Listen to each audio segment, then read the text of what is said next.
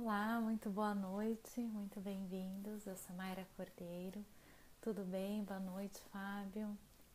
Agradeço muito o convite.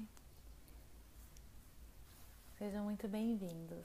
Eu sou Mayra Cordeiro, estou aqui diretamente do Japão, moro em Nagoya e busco sempre trabalhar com a jornada do autoconhecimento, desenvolvimento e a busca de conhecer.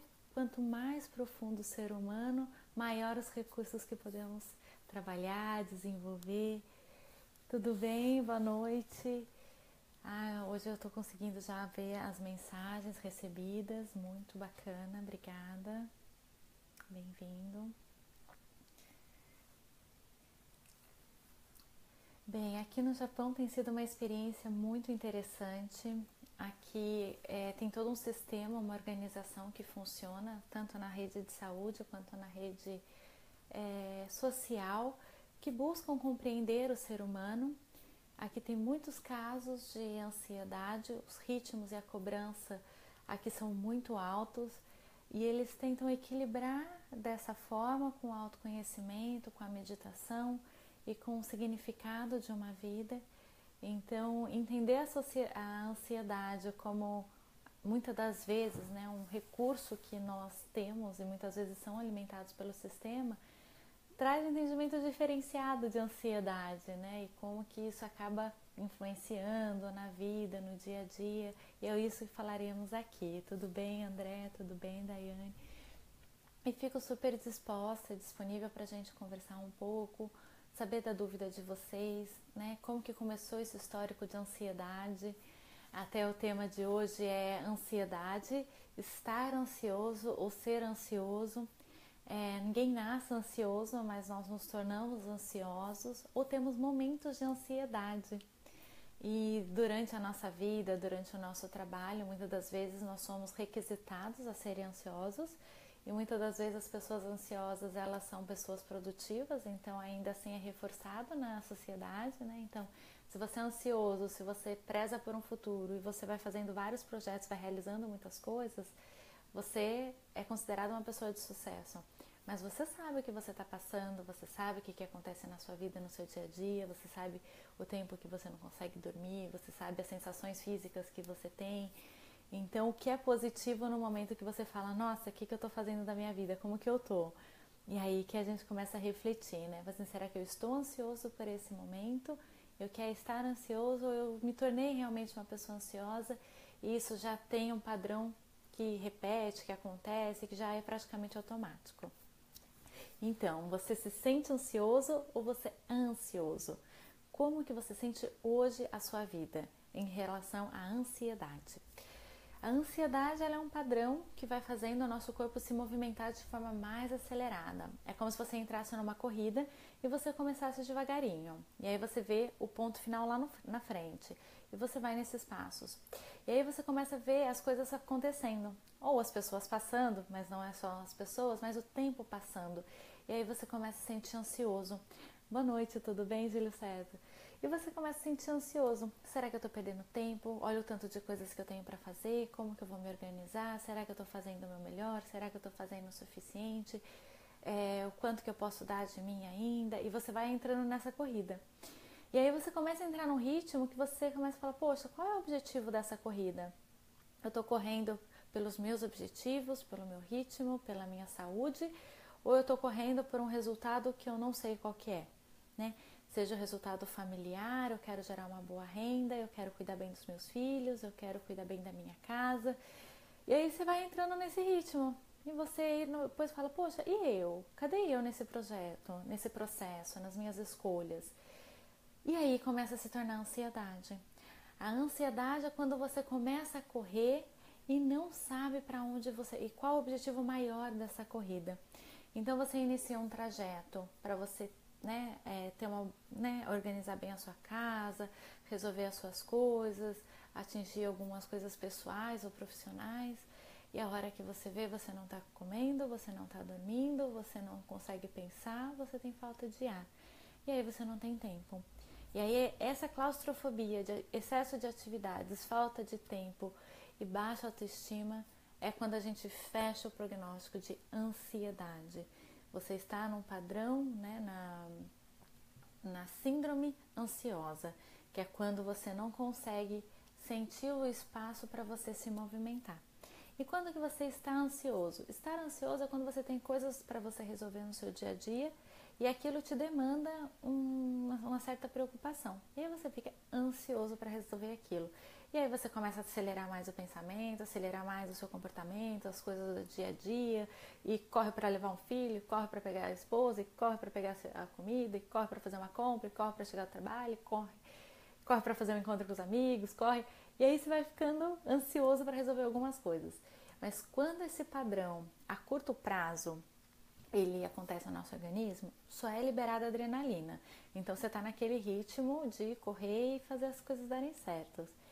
Porém, se a longo prazo, que a gente fala isso há mais de 6 meses, começa a liberar cortisol no nosso corpo e é onde a gente se sente o estresse junto com a ansiedade.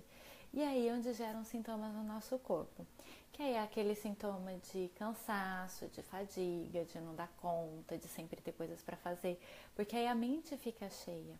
E quando a mente fica cheia é quando instala a ansiedade, porque a ansiedade ela acontece na mente para ir para o comportamento para depois ir para fora. Isso é o que nós trabalhamos na medicina chinesa e também na meditação Mindfulness. Porque quando eu termino meu trabalho, ou eu termino meu dia, eu termino minha rotina, ou quando eu termino a minha janta, tudo está terminado. Mas é na minha mente. Quais são as listinhas do que eu tenho que fazer? A autocobrança, a autossabotagem, as autocríticas que são perereco nesse caso, não é verdade? Quantos de vocês não são autocríticos? Eu acredito que a maior dificuldade do ansioso seja a autocrítica, não é verdade? Né? Fazer prova amanhã e tá com dor no estômago. Quando a gente tem algo para fazer no dia seguinte, tem um exercício mental que eu acho que é muito bom. É assim, pensar, faz um planejamento, assim, visualiza na sua mente. O que eu vou ter que fazer? Tem uma prova. O que pode ser feito? Durante esse período eu tenho que estudar, tenho que organizar o meu tempo, eu tenho que analisar os meus resultados parciais, os completos, para aí eu entender que como eu estou preparada ou não para amanhã. Então, para amanhã, o que você já fez? Fiz isso, isso, isso. O que eu posso fazer para amanhã? Eu posso estudar mais um pouco, eu posso revisar, eu posso conversar com um amigo para passar as atividades. E aí eu resolvo, eu diminuo. 90% das provas, né, que são baixamente realizadas são por nervosismo e não porque a pessoa não sabe do assunto. Então, vai conversando de uma forma natural, dê menos poder, dê menos atenção ao tamanho do desafio, mas mais poder e concentração do que você pode fazer. Porque o resultado vai ser o que você pode fazer. Né? Treinar é antes, realizar é no dia, né? Já dizia os grandes corredores mundiais. Você treinou, você fez o que você podia? Então, amanhã você fala, poxa, eu quero acordar 2 horas antes, eu faço uma revisão e vou fazer a prova. E aí você começa a dar menos força para aquilo e dar força para você. Porque o que deixa ansioso é quando a gente tira as nossas forças da nossa realização e a gente coloca a força na outra coisa. Eu tenho um trabalho super importante para fazer. Eu tenho um almoço super importante para fazer. E aí, o que tá? O poder está naquela ação. O poder não está com você. Então, o que eu posso fazer para aquele momento? E aí você vai fazendo. E aí, isso o que acontece? Dosa a expectativa e a frustração. E aí rompe um paradigma da ansiedade. Então, em vez do seu corpo lançar cortisol porque você tem que acelerar até dar o disparo para os últimos 100 metros, o que vai acontecer? Você vai se dominar de endorfina, o seu pensamento vai se organizar, e você vai falar, ok, né? Dentro de 12 horas do meu dia eu consigo me organizar dessa forma, eu consigo realizar. Daqui para frente, ou é o controle meu ou é do sistema. Mas assim, entender quais são as formas de poder ultrapassar esses limites, romper essas barreiras e entender que muitas das coisas estão nas nossas mãos para nós podermos decidir, para podermos organizar. Dizer sim e não é muito importante na ansiedade. No começo, Quando a pessoa está ansiosa, ela tem muita dificuldade de dizer não, ou sim, dependendo da sua situação. Vou dar um exemplo. Dizer sim a uma pausa, porque tem muitas coisas para fazer, então não pode parar. Dizer não a um compromisso, e aí ele coloca mais uma atividade no schedule.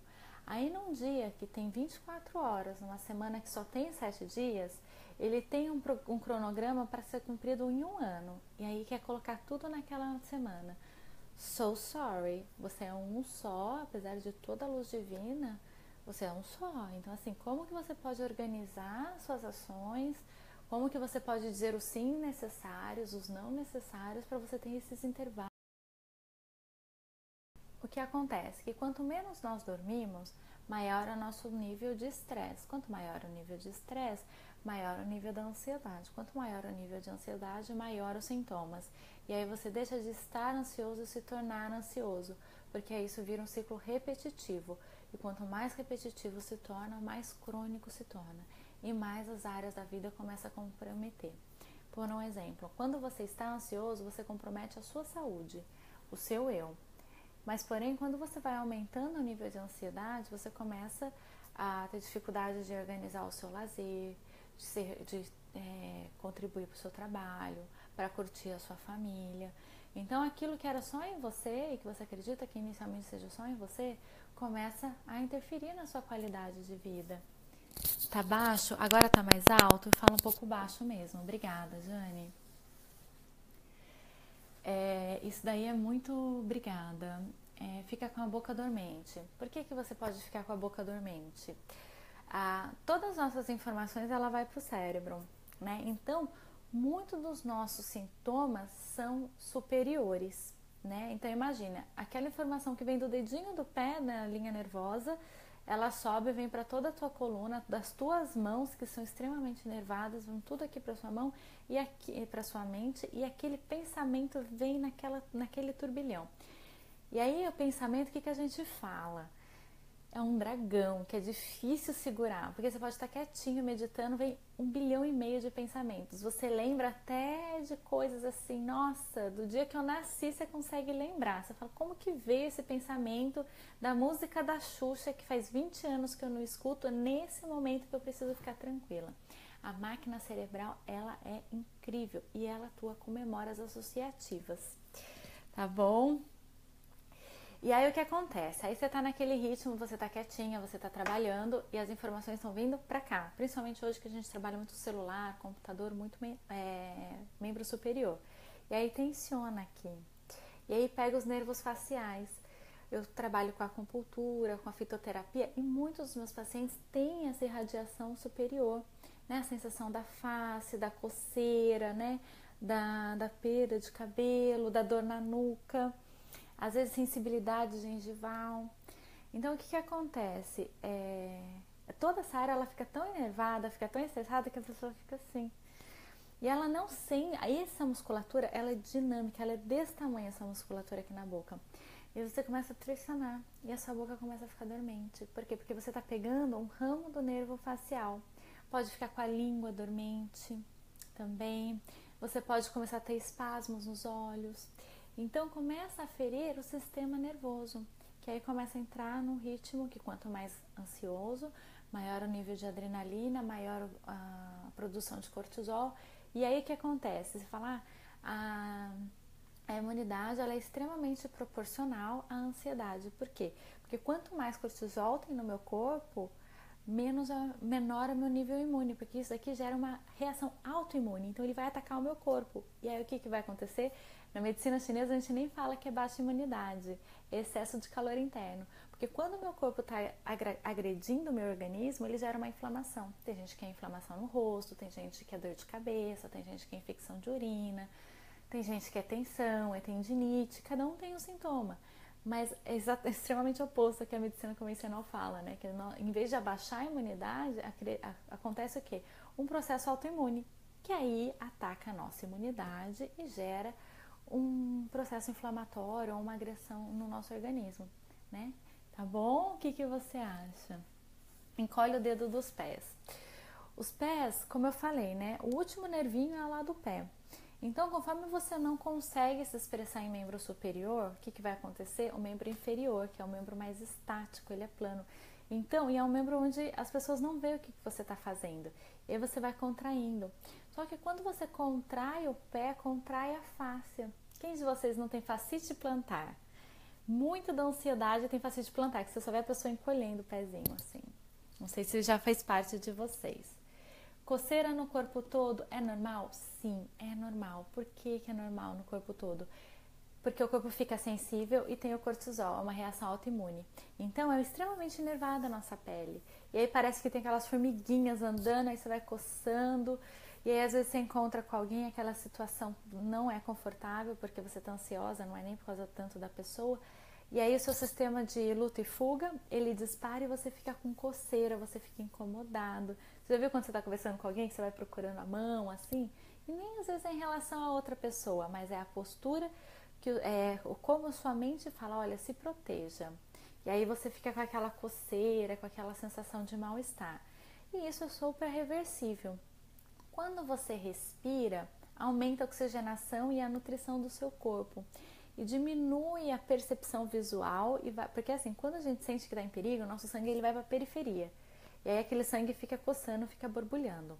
Quando você começa a respirar, o seu sangue ele volta para o centro do corpo. E aí ele consegue tirar a tensão global externa e aí ele começa a entrar num ritmo. E respiração gera ritmo. E quando você busca esse ritmo, aí você consegue diminuir o seu ciclo de ansiedade, você quebra esse ciclo da ansiedade, volta a absorver endorfina e serotonina e o seu corpo diminui a reatividade ao estresse e à ansiedade. E aí ele vai fazer um ciclo contrário daquele que ele tinha criado inicialmente. Tudo bem? Né? Enjoo.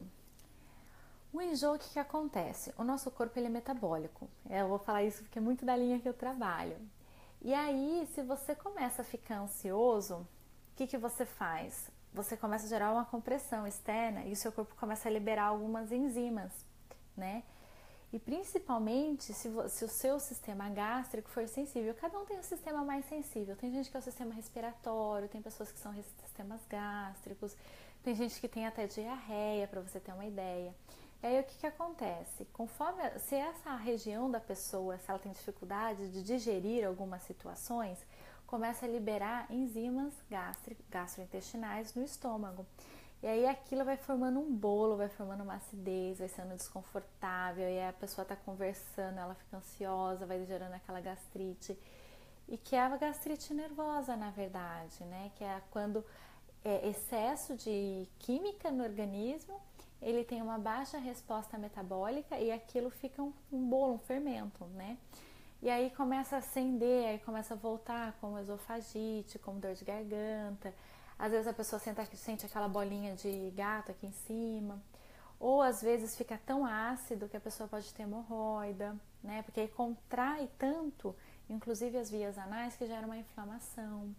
Então o corpo ele vai falando assim, olha, não tá legal, eu não tô gostando, essa situação não tá agradável, eu não concordo. Mas assim, é tão inconsciente isso que você vai fazendo, tá bom, eu tenho que fazer. A hora que você vê, você tá com o estômago cheio, você não tá confortável com a situação, o seu corpo tá hiper trabalhando nessa área do seu corpo e aí você já tem esse sintoma gastrointestinal que é muito ruim. O que é bom para fazer inicialmente? Tomar líquidos quentes e comidas mais cozidas. Quem tem sensibilidade no estômago, quando come comida fria, o estômago tem uma contração e demora muito a digestão. Então, os alimentos de forma mais naturais, temperatura ambiente, são mais agradáveis para a sua digestão e para não agredir tanto um sistema que já é sensível, tá bom? Na hora de dormir,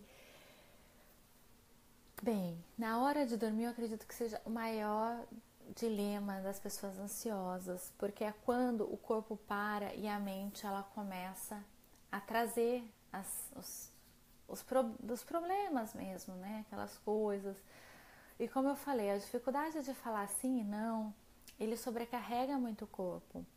Então, se você tiver muitas coisas para resolver, muitas preocupações, problemas, situações que você não se sentiu desconfortável, a sua mente ela vai buscar resolver no horário que ela puder. Que aí ela precisa organizar para fechar esse ciclo. Por isso que eu gosto tanto da meditação.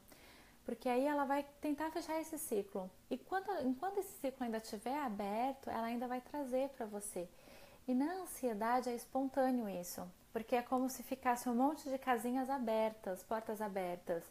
Então, por isso que é importante fechar os ciclos, fechar os momentos e fechando.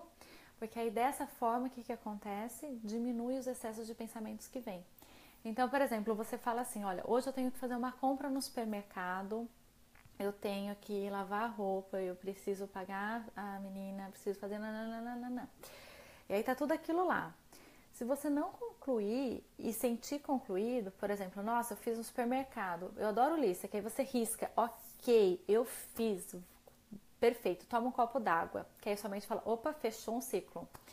Ah, eu precisei pagar a menina. Ah, perfeito, paguei, legal. Risca e toma um copo d'água. Que aí seu corpo fala assim, olha, ok, carimbado. Sabe aquela coisa de carimbar para ter certeza que finalizou? Que aí no seu cérebro ele vai arquivando esses sistemas e não ficam abertos. E é importante fechar mais ciclos do que abrir. Se envolver com menos atividades para você não se sentir supercarregado. Porque enquanto você sentir que tem coisas para fazer, por mais que sua mente esteja calma, por mais que o seu corpo esteja parado, a tua mente não. Então aí você vai ficar com uma super tensão, uma dor no corpo e vai falar, nossa, mas por que eu senti isso? Ué, o seu corpo está parado, a sua mente não, então ele está ativando o seu corpo. E não tem como você fazer uma caminhada meia-noite, não tem como você resolver com o seu cliente à meia-noite, não tem como você brigar com seu marido ou com seu filho à meia-noite, ou com seu amigo, com seu amigo. E aí aquilo fica na sua cabeça, assim, como se fosse uma forma de indignação. Então você fala assim, poxa, hoje o que eu pude fazer, o que eu pude falar, o que eu pude resolver, foi feito.